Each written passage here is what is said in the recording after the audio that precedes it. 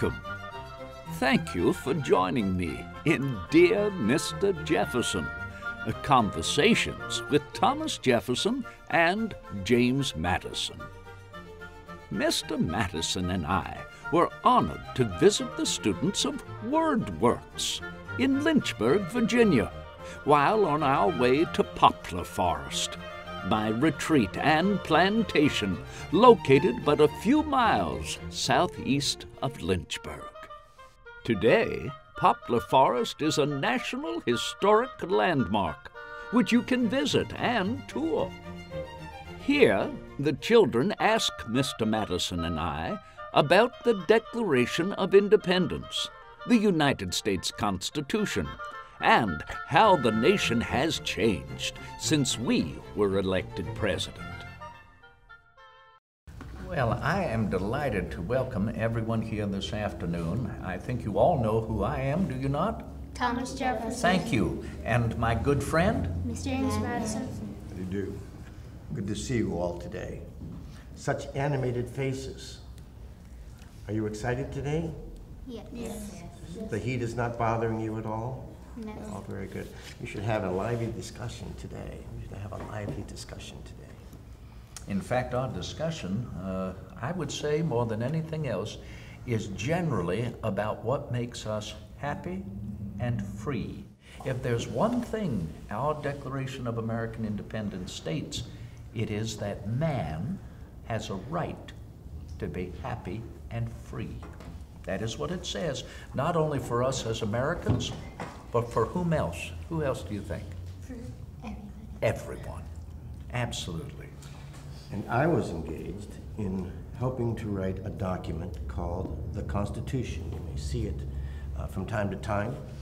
The Constitution is a document that creates a government that enables us to carry out the principles of the Declaration of Independence. It's one thing to say what we would like to have in the world, and it's another thing to put into action those ideas, to make them work for people in a way that everyone will accept. And that is what the Constitution seeks to do. Our Constitution is what creates our government. Not necessarily the government of every state, such as the state of Virginia or the state of North Carolina or Maryland, but our Constitution represents all of the states in our nation and protects our citizen body, that protects every American in no matter which state they may live. It protects an American who lives in Massachusetts, protects an American who lives here in Virginia, protects an American who lives in the Carolinas and Georgia. So what we would like to do here today with all of you is to hear any questions that you might have about our Declaration of American Independence, about the Constitution, or other subjects that you would like to bring up with us relevant to happiness and freedom. It is also important for us to look at these situations. When the Declaration of Independence was written before the American Revolution, we didn't know what was going to happen when we declared independence. We didn't know whether the revolution and war would be successful, and even when it was successful, and we went to living one another after England was cast out of the American colonies and we became American states, then the idea of creating a set of rules for the country became very important. And these rules came by people thinking about them. What is their situation? Where are they coming from? What do they wish to do? What do they want to be protected from other people? And so today, actually, every generation has to look at these same questions to see whether the Constitution and the government they have are carrying out what people would like the government to do. And we are just as much starting today with these ideas as so many of us and our colleagues did so many years ago. And that is why your opinions, that is why your likes and dislikes and your thoughts become just as important as those people who started the Declaration of Independence and the people who wrote the Constitution. Your ideas really are the current ways of looking at old questions. And every generation has to look at these questions effectively to stay free and happy. Do you know what I consider to be the most important reason that what you have to say and the questions you raise are so important today, perhaps more than they were important when Mr. Madison and I was your age? What do you think is the most important reason why we should continue to question our Constitution, why we should continue to question our nation, why we should continue to question happiness and freedom? What do you think is the most important? Why? Why is it important for you? What do you think? What's the first thing that comes to your mind? Freedom of the press. Why is that more important today? Any idea? Yes. Why do you think? Freedom of the press is so very important for you all, perhaps more than it was for Mr. Madison and I when we were young. Yes, what do you think? Because, like, you have free things you can do. We have many more, you all have many more free things that you can do than Mr. Madison and I ever had. And why do you think that's so important when you think of many, many free things? Because there are many, many more what than Mr. Madison? Social malls. More media, social media? We do not know what a mall is, but what might that be? Freedom of religion. Freedom for religion? Are there many more religions in America now than there were when Mr. Madison and I were here? Absolutely, from what we have been told. How about more what? More than Mr. Madison and I have known. In fact, we see it right here at this table. More Cultures. More cultures, different cultures that are coming to America now. And with more media, more malls, whatever that may be, more cultures, there are obviously more Freedom. Technology. technologies and science and more freedoms, but more who? More who allows all? People. They're just more people than Mr. Madison and I have ever known. Malls? Okay, malls are like when you go shopping. Malls are when you go shopping. What a quaint term. And get your nails done. Do you know what a maul is to me? A maul is a big hammer that you hammer something down with. It's a big hammer. And then, of course, there's a Pall Mall, and that is the long avenue in London, England, at the end of which is a palace. So a mall can be an avenue. Do we have any palaces in our nation? No. No. We have houses of the people, not palaces as we knew when we were owned by Great Britain. What else makes it more necessary for you to ask questions about happiness and freedom? We've had the media and technology, more people, more malls. What's something else? And remember, there are no right answers here. These are the questions we were kind of asking ourselves in 1787. There's no one who has a right answer. What we're looking for are different ways of looking at the same, at the same questions, but coming up with different answers. And some answers are good and some answers are bad, but they all lead us to a better understanding of the question. So don't think there's a right answer we're looking for here. Did you ever meet Molly Pitcher? Did I ever meet Molly Pitcher? Do you mean one of the heroines of our American Revolution, a woman who went to battle? I believe, was she not from Massachusetts? New Jersey. New Jersey, I remember now. No, I never met her. I heard many, many stories about her and how valiant she was. Imagine a woman going to do battle and to fire cannons at an enemy. Did you ever meet her, Mr. Madison? I did not, but I went to College of New Jersey in Princeton, and we heard about her there, and I believe she served at Trenton, if I'm not mistaken, or maybe it was the Battle of Monmouth, I don't know. Interesting woman, interesting woman.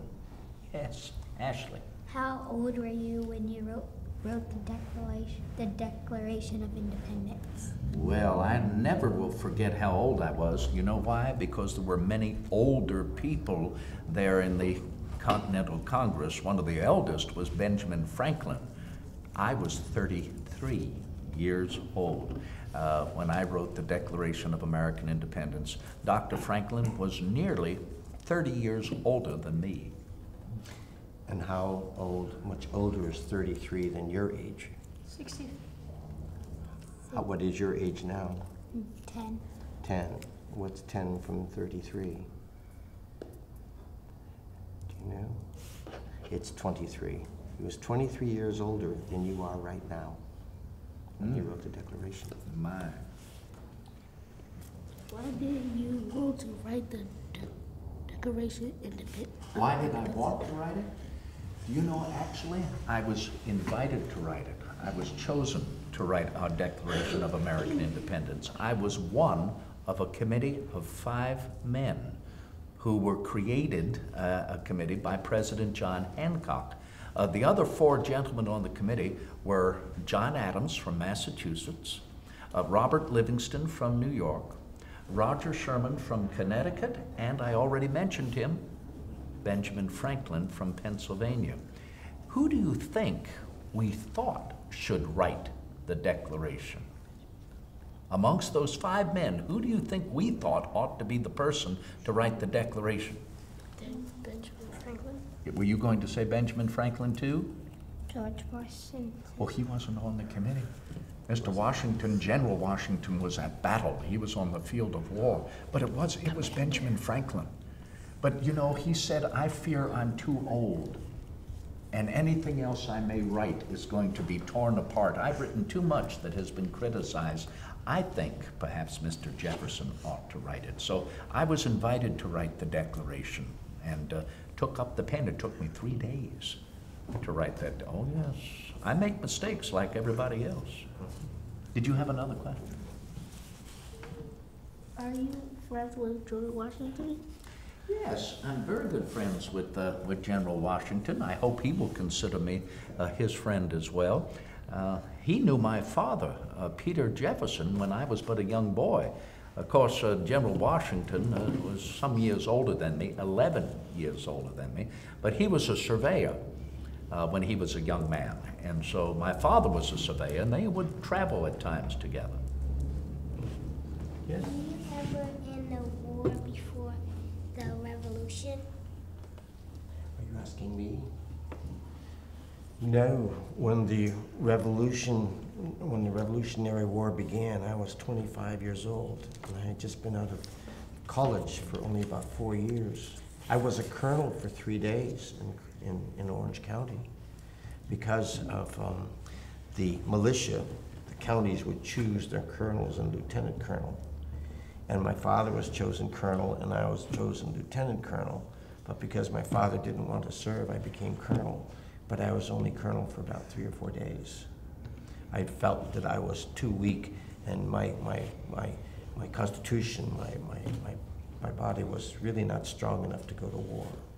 So I sought to serve the cause in another way. I was colonel of militia as well, but more than 3 days.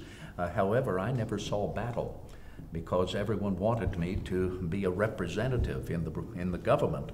And so therefore they thought I could serve our nation and our cause better by being in a representative form of government rather than to be out in the field. But I still owned 3 swords. I only wore one at a time, but a colonel always was supposed to wear a sword to show his rank. You have a sword, do you not, as colonel? I do. But one must remember that even in times of war, there are times when you have to have civil government, and you need good people to be running the civil government while other people are fighting the war. So it's a very important job. Does this gentleman have a question? How many times did you have to actually copy the Declaration of Independence? Well, that is a very good question. How many times did I have to copy our Declaration when I was writing it, you mean, to rewrite it and rewrite it and rewrite it? I would venture to say at least 3 times. 3 times. You were right. Did you think 3 times? Well, 3 times. The first copy I wrote, I saw many mistakes, so I wrote a second copy, and then, of course, I had to show the other 4 men that copy, and they had ideas of their own. Now, it's important to remember, we all have different ideas, and when you're on a committee, you share your ideas. And so I took in many of their ideas and then rewrote the Declaration, and then of course the committee had to turn the Declaration over to the entire Congress. So they had their own ideas as well. And whenever you write something, someone's going to find fault with whatever you wrote. That's right. And they're going to want to correct it. And sometimes the corrections are good, and sometimes the corrections are not really what you would have them to do. But as you say, when you're in a committee, when you're in a group, you have to abide by the ruling of everyone together. This gentleman here. Yes, this is Where were Sean. you born? Where was I born? I was born out west in Virginia, deep in the forest. In fact, when I was born in 1743, I was at least 2.5 days ride west from Richmond. 2.5 days ride. That would mean about 60 miles west of Richmond, deep in the forest. I still refer to myself as a savage of the forest because it was so dark and deep there. The farm was called Shadwell. It had been created by my father, Peter Jefferson. So I will tell you one thing. I'm rather happy I was born out in the wilderness, out in the forest, because I could appreciate nature and all of its wonders and realize we're all born free in nature. Are the trees and the flowers and the birds born free in nature? Yeah. Of course they are, but so is man. So that helped me to understand that under the laws of nature and nature's God, we're born free. And I was born in 1751. When was Mr. Jefferson born? 1743. 43. So he was 8 years older, and he's 8 years older than I am. And I was born in 1751, and my parents had a home, which we eventually called Montpelier, and it's in Orange County, Virginia. But at the time my mother was preparing for my birth, I was the oldest of the 12 children, and when I was being born, there was an epidemic going through Orange County. So they moved their way over to my mother's parents' house, and that was along the Rappahannock, east of Fredericksburg, in King George County. They called it Port Conway, and across the river, across the Rappahannock, was Port Royal. And I was born in my grandmother's house there, and they called that Belle Grove. But after the epidemic was gone, and after I was a couple of months old, parents moved back to Montpelier in Orange County, and that's where I spent my youth and grew up. It's still there, and I still live there. I declare, did I hear you say you were one of 12 children? I was. Mercy. But they didn't come immediately after me. They came over a period of I time. know, but 12, that's a large family. I was one of 10 children. I can't imagine having 2 more siblings after you have 10. And this young lady, do you have a question? Why did you want to be president? Well, Why did you want to become president? Well, I want to ask the same thing of you, Mr. Madison. I will tell you this. It is not so much whether I want to be president or Mr. Madison may think he wants to be president. Who must be the ultimate judge? The people. The people invited me to become president. And so therefore, when you are invited to represent the people, well, you do not want to be ill-mannered. You want to show your civility and your respect for the people and agree they have placed a great honor in you to be their representative. And so I would say more than any desire that I would want to be president, and mind you, I certainly want to help all of the people. No president wants to be a bad president. They do truly want to help everyone. So I considered it indeed not only polite, but an obligation to be their representative. I know you feel in kind. I feel very similar. When we organized the new country, and we declared our independence, and we wrote the Constitution as our government, there's a sense that whoever is the leader of the country is going to be subjected to people saying, oh, no, you did this wrong, and no, you did that wrong. And all of these problems arise about being the leader of the country. So nobody really wanted to be leader of the country at the time, but to be leader was an obligation. If all of you here decide that Jamil, that you want him to be the president of the group, Jamil may not set out to want to become the president, but because it's your obligation, your duty, your civic duty, to do your part for the whole group, then you accept the position of president of the organization. And we become a steward. A steward is someone who takes care of something. And during my 8 years as president, I consider myself the steward of the office of the president. The office of the president was above me. I just happened to be occupying the office for 8 years. And I did it because people needed a president and they needed someone with my skills. And so I said, all right, I will be president. But I never, ever made an effort to persuade anyone to put myself forward as president. I made no effort, no campaign to become president. I was adamant not to appear like I wanted it. There's a young lady over here. Yes, dear. What did you do after you stopped being president? Well, I can tell you what I have done after I was president. In fact, I could have been president for a third term. For another 4 years. I could have been president for 12 years. But a president before me, who could have been president for a third term, he could have been president for life. Do you know the president I'm? Well, John Adams would have had to follow someone else who was expected to be president his entire life. Who do you think that is? George Washington. Oh, many thought that he should be president for life. Do you know, after 8 years, 2 administrations, he said, that's enough. He said, our government is founded upon the principle of rotation in office. So he gave up. Imagine this. He gave up being one of the most powerful people in the world to retire and to go back to farming. So when I was asked to stand for a third term, I was. You see, Mr. Adams was asked to stand for a second term, but he lost the election. You know who won that election? James Madison. You did? I did. I did. And I actually did succeed in getting a second term. But when they asked me to be president another term, who do you think I wanted to imitate? Who did you think I wanted to be like? George Washington. So I turned down the invitation to be president for a third term, and I went back to farming. That's my greatest pleasure, to be simply a farmer, to cultivate the soil. Do you know what I think are the 2 most important vocations, that is, jobs that you can have in life? The 2 most important? The one is farming, the cultivation of the soil. The other is teaching, the cultivation of the mind.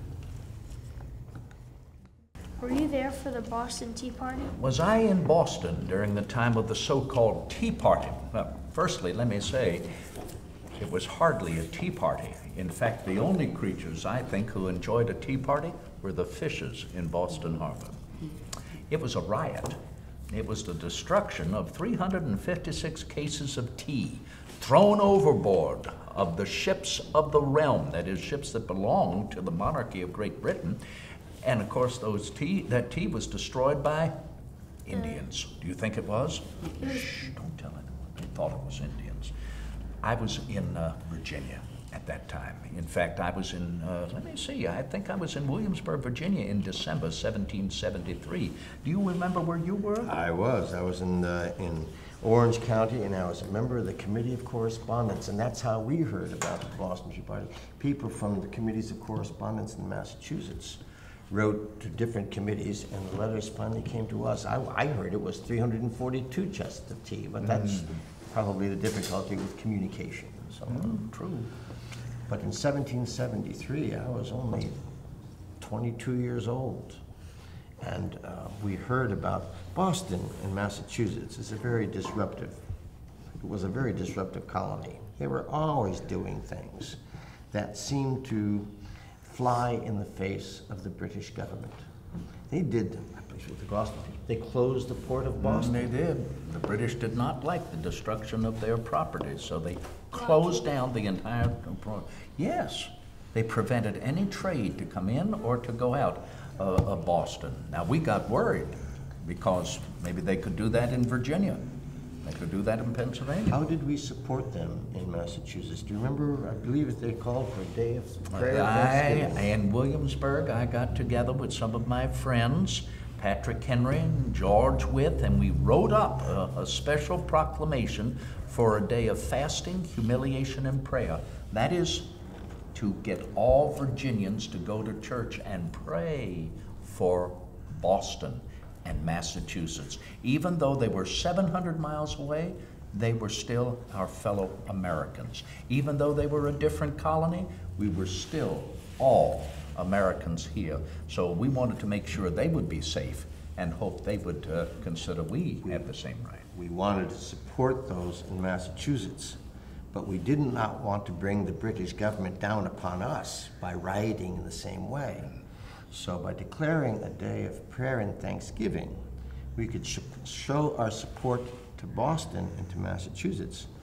But who can object to a day of prayer and thanksgiving? It's certainly not an offense against the British government, but it's showing our support without putting ourselves in jeopardy. Ashley, what's your question? This is a question for both of you. Looking back, would you do anything differently? Ooh. That's a big question for anyone. If you could go back, would you do it differently? I'll have to think about that for a moment, Mr. Madison. What about yourself? Well, that's a shame, Mr. Jefferson, because I was hoping your answer would give me time to think about what I would do. Ashley, perhaps I can put it to you. If you had it to do over again, is there anything you would do differently? No. Well, I'm kind of inclined to say the same thing. There are, I suppose, if anything were to change, it would be my hopes and aspirations when I was a younger man. That sometimes I'd hoped that things would transpire that never transpired. Good point. And I think if I had not, it's not that I didn't want it to happen or didn't do things to make it happen, good things, but my expectations that it would come to pass, that it would all work out exactly right, put some false expectations in me. Good answer. I think having had time to think about it, I would agree with Mr. Madison. One thing is certain, we cannot go back and change things. Things have happened the way they are simply going to happen. And if I could go back, you won't know what I would worry about more than anything else. What could I do more to have made things better? That's right. What more could I have done? Could I have treated someone more kindly? Could I have treated someone with more respect? Could I have been more civil in conversation rather to suddenly get overheated and angry? Anger does no one any good. You know what an ancient statement is? Men must not turn bees that put their lives in the sting. What happens to a bee when it stings? It loses its sting. It dies. Well, it dies. So you may be very angry, you want to sting, but think about it for a moment. I think also, if there was anything I could have done to have preserved someone's health, by that I mean that Mrs. Jefferson, my wife, could have lived. We did not know why she found it difficult in childbirth. And therefore, imagine she gave birth to 6 children, and she could not survive the birth of our 6th child. She died shortly afterwards. So I wish that I had known something I could have done to have preserved her life, that people who are now gone could still be with us. So you know what? I think the lesson we learn, realizing we can't go backward, is to know what we can make better as we go forward. To know new medicines, to know new doctrine, to have a greater education, to have more information, to continue to pursue science, to make things better, and particularly to know how to preserve good manners and civility. That's always important, because when you do unto others as you would want to have done to yourself, you have no regrets. You have no regrets. You've done as well as you can do. Sometimes as a child, I thought what it would be like to be 30 years older. And I tried to imagine myself 30 years older and perhaps even married and with children and other things that I would do.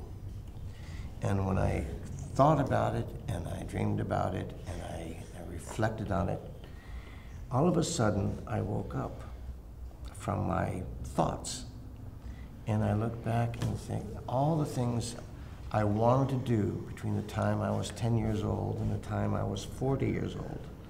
There were certain things that I was looking back on, imagining myself to be 40, to look back on things when I was 15 and 20 that were really badly done.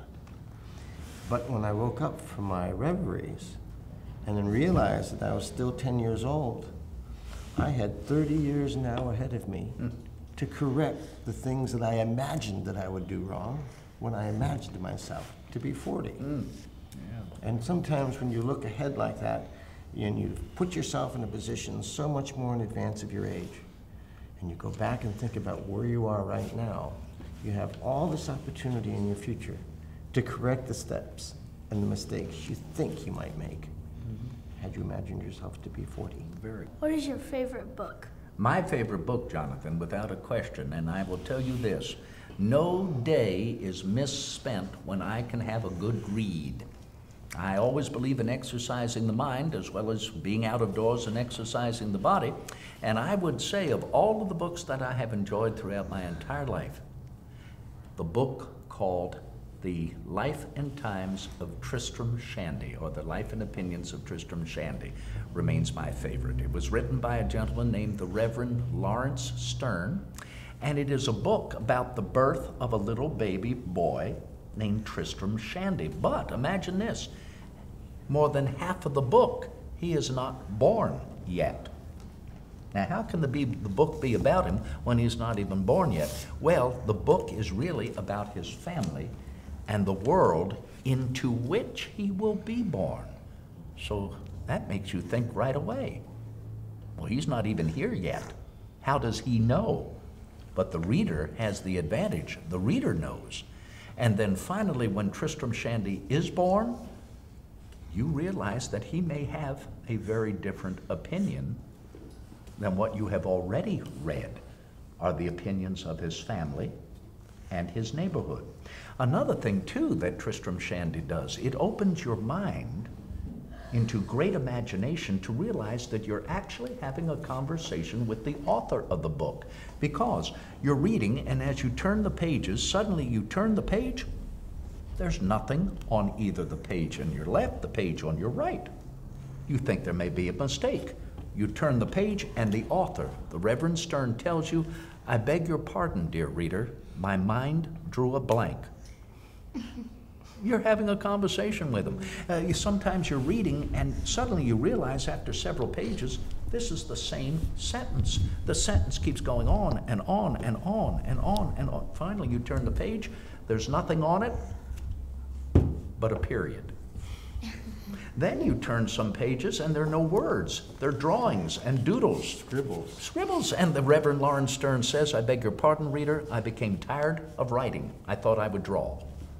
So you see, you're actually having a conversation with the author as you're reading, and there's several different things going on. I find it a book of great imagination. It helps us go outside of the box, so to speak, to use our imagination.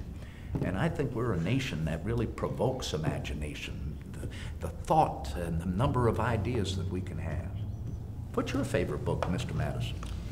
Well, that is hard to describe, because I read one book and I am very much enthusiastic about it. And then I read another book and realize I'm more enthusiastic about the next book. And then I read a third book and I realize I'm more excited about that book. One of the collection of books that I like to read were a series of books written in the early 1700s, long before I was born. But they are a series of essays, maybe 2 or 3 pages each. And they're put in a collection called The Spectator and The Guardian and The Tatler. And there are 6 volumes in The Guardian and 2 volumes in The Spectator, or 2 volumes in The Guardian and 6 volumes in The Spectator, and I believe 3 or 4 volumes in The Tatler. You mean a tattler, like someone tattletails? Very much a tattler, yes. And these Every day is a new essay. So you can read various ideas. Each day you can find August 24th in 1712 and read 2 or 3 pages, and that's the essay. And it might be on winking at young ladies. And then you turn the page and it might be the way a person conducts himself when he gets off a wagon. And just many, many different subjects. Every day it's a different subject. But the way these articles are written is very, very good English. They are very, very well written. And there was Addison, and there was Steele, and there was Swift, and there was Alexander Pope. And all of these men contributed to this collection of works. Jonathan Swift is Jonathan Swift. You know who Jonathan Swift is. He wrote the book called Gulliver's Travels. Have you heard about Gulliver's Travels? Yes. Where they go to the land of the Lilliputians? Yep. Very tall little people. That's Jonathan Swift who wrote that. Great imagination. Yes. Can we go this way? Was being president hard work? The young lady has asked us, Mr. Madison, is it hard being president? And I can only answer, I cannot think of any other job that would be harder than being president. And my question then to you is, why? Why do you think it is hard being president? Because you have to take care of the other people. You have to make decisions that some people are not able to make. That's right. You have to make decisions on behalf of all of the people. Do you think that being president, you can make everybody happy all the time? No. No, that's an impossibility. So you've already failed in your job to make everybody happy, but can you make some of the people happy some of the time? Yes. Yes, you can. That is something you can achieve as president. And remember too, when you're president, you're a public servant. Your time is not your own. Your life is not your own. You're called upon all the time. You might have been days and days without proper sleep. Suddenly you feel you have the opportunity to enter your slumbers peaceably for a long time when you're called upon. You're called upon, you must get up and attend to the concerns of the people. So it's a very difficult job. Would you not agree, Mr.? I would. When I woke in the morning, I used to read the gazettes from the previous day, and then I would go through the correspondence, many people writing to me, and they all required a response, and you'd have to write the letter back, and then maybe you have time to break your fast from the evening before, and so we call it a breakfast or so on, to have a little bit of bite to eat. And then I'm there to receive someone who has been so anxious to get a position as the postmaster in Vermont. And he wants to say that he's the best postmaster this little town in Vermont can ever have. And then the next moment, someone comes in with military reports from the north regarding the war in Canada and how the generals are doing. And then you have something from the Congress that requests you for a financial report from last year. And then the next day, the next moment, you have another one coming in and asking for a post to be a consul in Bordeaux. And another person that wants money from the national government for something they did during the Revolution. And then in the evening, Mrs. Madison wants to have a levee. Mrs. Madison wants everyone to come to the White House, to the president's mansion, and gather for tea and for coffee and to talk about things. And it is so laborious. I beg your pardon for interrupting, but I have to say, everyone wants something from you. Precisely. And the only one I'm willing to give something for is Mrs. Madison. Yeah. And she still asks me to attend these evening levees. Yes, she even has her. You have a question.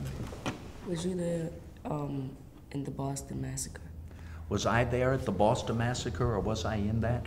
No, I was back in Virginia at that time. That was March of 1770, was it not? I believe it was. And Mr. Adams was instrumental in that. Do you know Mr. Adams, the second president?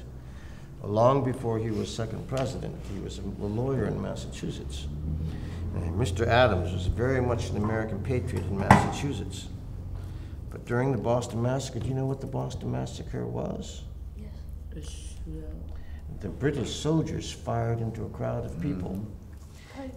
And some of the people in, I think, Great Britain or England started calling the British soldiers names and throwing rocks. Well, not the people in England, but the people in Massachusetts. In Boston. Were calling people, the soldiers in Boston, British soldiers in Boston, they were calling them names and throwing snowballs at them, and someone accidentally, apparently, one of the British soldiers fired his rifle accidentally, or someone heard the word fire, but the British troops fired into the crowd. Now, Mr. Adams, John Adams, was a patriot, and everybody looked to him to be a patriot. And a representative from the 8 British soldiers came to Mr. Adams, apparently, and asked Mr. Adams to defend them in court. Do you imagine a patriot in Massachusetts defending British soldiers when the seeds of revolution were being built there? But Mr. Adams accepted the case. And Mr. Adams accepted the case because if he could make sure that the court acquitted these men, made them found not guilty, then he could prove that Massachusetts justice was better than British justice. And that's why he accepted the case. It was a most daring thing. Many people criticized Mr. Adams muchly for having defended British soldiers who fired on a group of people. But you know what happened? The soldiers were found not guilty. Mr. Adams showed that it was the mob who was inciting this activity. And Mr. Adams convinced the court that these soldiers were not guilty. It was a most extraordinary measure on his part. I was not there, but I read about it. The committees I was actually in New Jersey at the time. Were you there? You weren't there? Well, that was most fortunate you were not. I cannot help but think that Mr. Madison, having said something earlier, applies to this very subject. Remember, he said when you're younger, think about where you might be in the future, and then think about how you might conduct yourself at your present age so that something can be prevented that could happen in the future. What do you think might have been prevented if an angry mob might not have been shouting names and calling the soldiers names or using foul words? What do you think could have been prevented? Nobody got hurt. Exactly. The entire massacre could have been prevented. No one would have gotten angry or provoked and opened fire. So this is one of the reasons why, again, it is natural to be angry, but try to count to 10 when you get angry. Also, I think it's important to note that the people in Massachusetts called it a massacre. The word massacre, like any word, can have very important implications in the way you use it. If there were 3 people shot and killed, it's not like a whole town was wiped out and killed. But if you call it a massacre, then that inflames people who hear about it. And they say, it was a massacre? That can't be right, that can't be good at all. The British soldiers were starting a massacre in Massachusetts. And you can see how the power of words can cause people to think differently about something when the word is really being misused. I learned a word when I was very young, and the word was called exiguous. Can you say exiguous? Exiguous. Exiguous means very tall or very slight. And not many people know the word exiguous. But if someone in your school comes up to you and tries to persuade you how smart they are, and do all kinds of things to show how much better and how much smarter they are than you can look at them and smile and say, I am overwhelmed by your exiguous intelligence, which means you don't think they have very much intelligence at all. And so the word exiguous is an unusual word, but it's a powerful word, because you can say what you think about the person without him getting offended. Mr. Madison and I both write many, many letters. In fact, the Declaration of American Independence is a letter, a formal letter. But you know what we try to do whenever we write? We try to engage wordsmithing. Wordsmithing when you write. What does a blacksmith do? Make tools.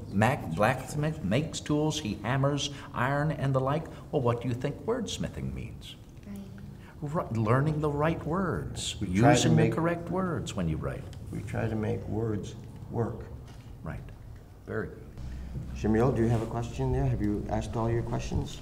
Do you ever risk your life In the Revolution. Did I ever rescue a life in the Revolution?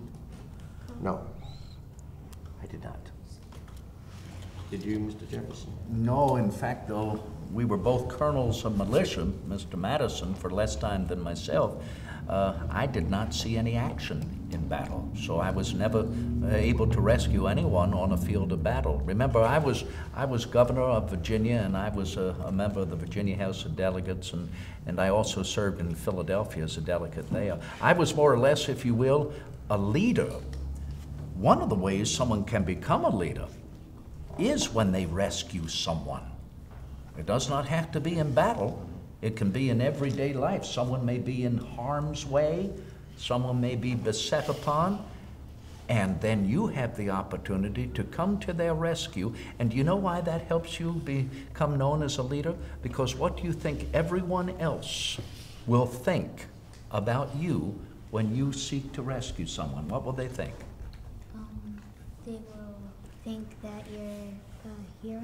Yes. Good role model. A good citizen, a good individual, a hero of all the people. They will place great trust and great faith in you as someone who can help rescue people from troubles. And that's very useful. In 1780, Mr. Jefferson and I rescued each other because the British came into Charlottesville, where he was there, Governor Jefferson, and I was part of the legislature. And they came in, the British came into the town, and we got out of town very, very quickly. And so I rescued myself, and Governor Jefferson rescued himself. We had to. Yes. What made a good citizen? What makes a good citizen? Do you know what makes a good citizen in my eyes? This moment. This very moment when all of you show what fine citizens you are by being extremely well-mannered, by being curious to ask questions, interested to ask questions, most importantly, thinking about the questions you ask, thinking about our answers. That makes a good citizen, particularly that you're involved, that you're right here in this moment, proving that you will be good voters. And who knows, that you will be elected to represent the people, good leaders as a result. To be a good citizen means that you will be a good leader. What makes a good leader? Person who has the nerve to ask the question, what makes a good leader? That's very good. That's a very good leader. You initiate something that no one else is initiating. You have ideas of what a group could do.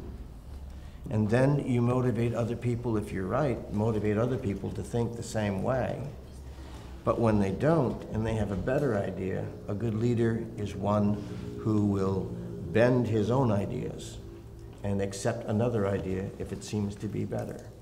It's a flexibility when you need to be flexible, and it's a sternness and a set purpose to give motivation and drive to a group of people who themselves are at sea about what they should do about something. Yes?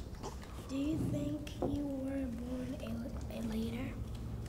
Do I think I was born a leader? Well, I was the first one born in a family of 12, so I guess I was the first one to lead the family to existence. But no, I don't think I was born to be a leader. It's something that I accepted along the way that I would have to do. To be a good citizen is to accept your responsibility to do your part in the community to make it work. And it seemed that I had a talent and a skill to deal with matters of government and politics. That was my skill. I was not a good general. I was not a good soldier. My skill was in politics and in government. So I contributed to the society with my particular skills. Nakia, that is a very good question. I'm wondering, even if someone thought they were born to be a leader, who must be the ultimate judge of whether someone is a leader? That's right, the people. Yes, Ashley. Do you know more about George Washington than we do? Oh, well, have you ever met him? No, sir. No. So as we have met him, maybe we do know perhaps a little more. Of course, they can always read about General Washington, but then it's a question of whether they are reading the facts rather than fiction. We learn a lot about the world in which we live by our own experiences. But sometimes when things have happened in the past, we have to rely upon the accounts of other people. And this is where wisdom comes about. If we ask advice for someone who has lived so many years in this world, they can give us a wise estimate about how we should look at it. But sometimes if there's, my grandfather died before I was born. I only know about him by what people tell me, so I kept asking questions when I was a child. And sometimes, Mr. Washington, did you know his story about with a walnut? As he crushed a walnut with his thumb and his forefinger. Just this way. It's very difficult to crush a walnut anyway, but he did it with, that so shows how strong he was with his fingers. And there was one time when we were in convention in Philadelphia when someone challenged Gouverneur Morris to go up to General Washington and tap him on the shoulder. Nobody was familiar with General Washington. You did not go up and tap him on the shoulder. And so someone wagered with Gouverneur Morris whether he would do it. And Gouverneur Morris, with his one leg was wooden, and he just hobbled up to Mr. Washington, tapped him on the side, on the shoulder. And Mr. Washington, General Washington, turned around and looked at Gouverneur Morris with this stern, stern face, saying, "Why would you ever be so familiar with me as to touch my shoulder?" And Mr. Morris kind of worked his way away from General Washington. He was almost ashamed of having done it. There are some people who carry such dignity that you just don't act that familiar with them. And that was one story about General Washington. I don't think maybe you knew before, did you? And that, I can assure you, is fact.